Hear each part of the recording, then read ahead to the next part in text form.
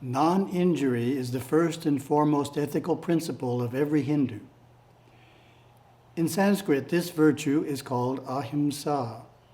The Mahabharata extols its importance, saying Ahimsa is the highest dharma, it is the highest purification, it is also the highest truth from which all dharma proceeds. An excellent definition is found in the Shandilya Upanishad.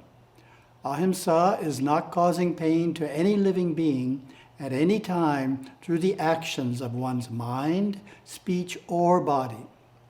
Note the threefold nature of this non-hurtfulness. It applies not only to our actions, but also to our words and even our thoughts. Is the principle of non-violence absolute under all circumstances?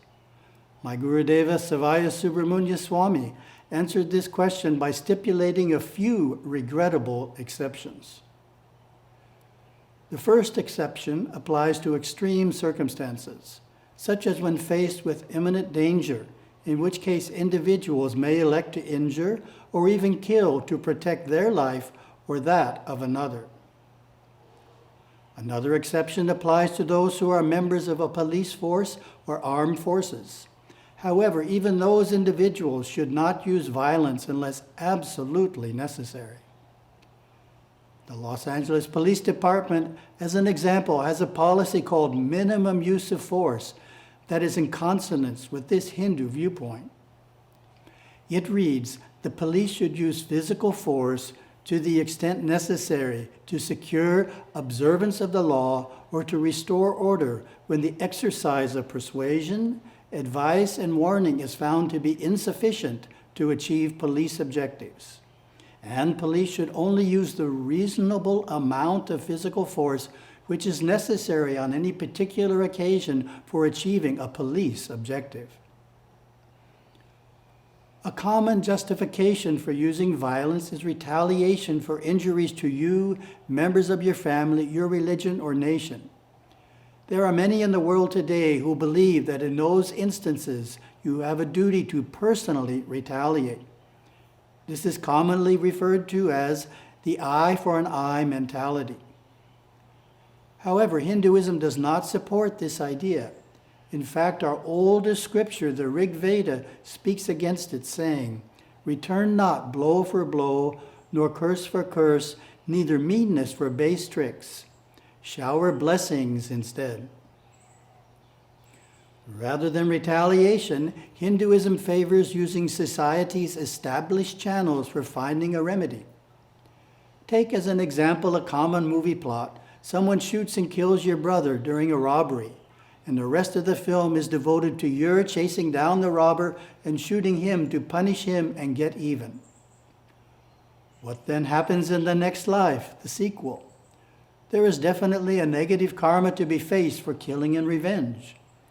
Perhaps another robbery will take place and you will be killed. Better to let the police take care of the robber. The policeman has taken an oath to uphold the law and therefore creates no negative karma if, in capturing the criminal, he has no choice but to injure him. When it comes to harming others through words, speaking harshly to individuals or yelling at them is obviously included and should be avoided. In addition, there is the more indirect approach of utilizing joking, teasing, gossiping, and backbiting to harm others. How do we know if we are speaking in a way that is harming or that is helping another? An effective fourfold test is to be sure what we are saying is true, kind, helpful, and necessary. If it is, then it will certainly be non-hurtful. You may be wondering how backbiting can hurt someone, as they are not present to hear the criticism. It is the thought force that they feel. The same applies to critical thoughts that we don't verbalize. Both are the most subtle form of injury. My guru described it in an interesting way. When you defile others mentally and verbally, through backbiting, gossip about the happenings in their lives, you are hurting them. You are actually making it difficult for them to succeed, to even persist where they are. They sense, they feel the ugliness that you are projecting toward them. Looking again at our definition of Ahimsa from the Shandilya Upanishad, we note the phrase, not causing pain to any living being. In other words, Ahimsa extends beyond human beings. It includes animals, insects, and plants as well. A verse in the Yajurveda speaks directly to this idea. You must not use your God-given body for killing God's creatures, whether they are human, animal, or whatever. A way that many Hindus honor this injunction is by following a vegetarian diet.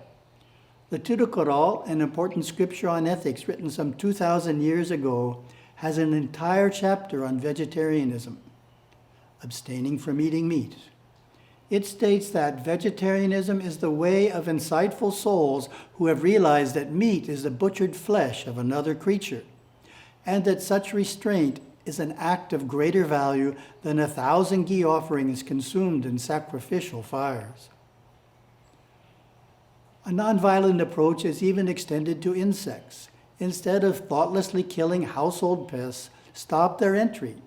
Likewise with garden insects or predators. Instead of killing them, keep them away by natural means. A regrettable exception is that when predators, pests, bacteria, and disease threaten the health or safety of human beings or their animals, they may be eradicated. There are two philosophical principles which form the basis for Ahimsa. The first is the law of karma, the knowledge that if we harm another, we will be harmed in the future is a powerful motivation to refrain from violence.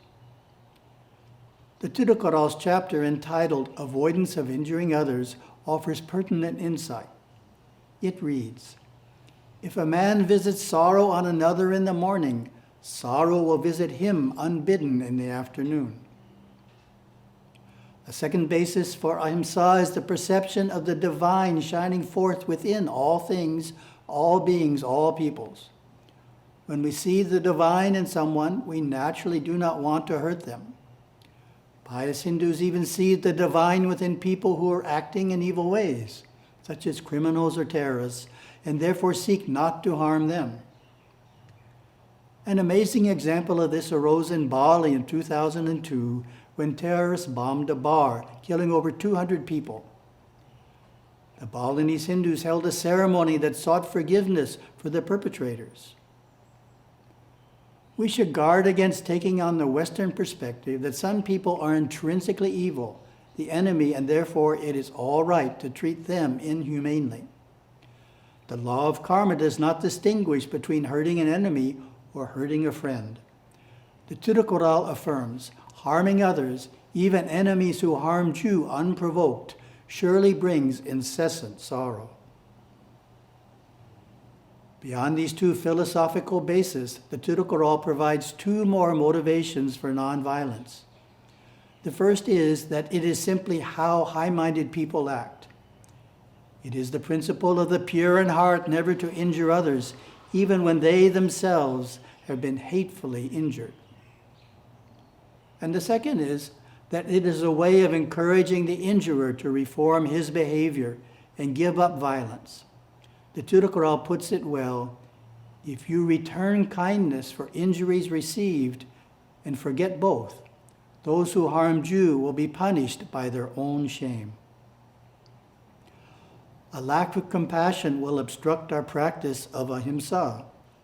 When we are overly self-centered and oblivious to the feelings of others, we can hurt someone and not even be aware of it.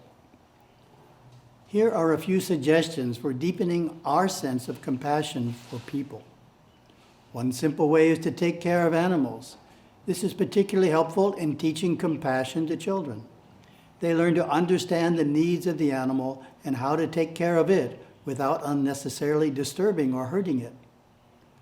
Another way to increase compassion is by gardening and growing plants. For the plant to survive, we need to understand its nature and properly take care of it. We can't put a sun-loving plant in the shade and expect it to do well. We can't overwater a plant that needs a small amount of water and expect it to thrive. Nurturing plants and animals prepares us to care for our fellow human beings. A third suggestion relates to computers and computer games. Unfortunately, these days, many children grow up spending way too much time alone, immersed in a computer, playing often violent video games. This can stunt their normal emotional growth and social development. They can become strangers to compassion, lacking in healthy feelings for others. A more balanced upbringing is needed. A reasonable amount of computer access balanced out by healthy interaction with family members, friends, and others. Here is a concluding quote from my guru, which beautifully ties together the ideals of nonviolence and compassion. He wrote, "Practice compassion, conquering callous, cruel, and insensitive feelings toward all beings. See God everywhere. Be kind to people, animals, plants, and the earth itself. Forgive those who apologize and show true remorse. Foster sympathy for others' needs and suffering. Honor and assist those who are weak, impoverished, aged, or in pain. Oppose family abuse and other cruelties."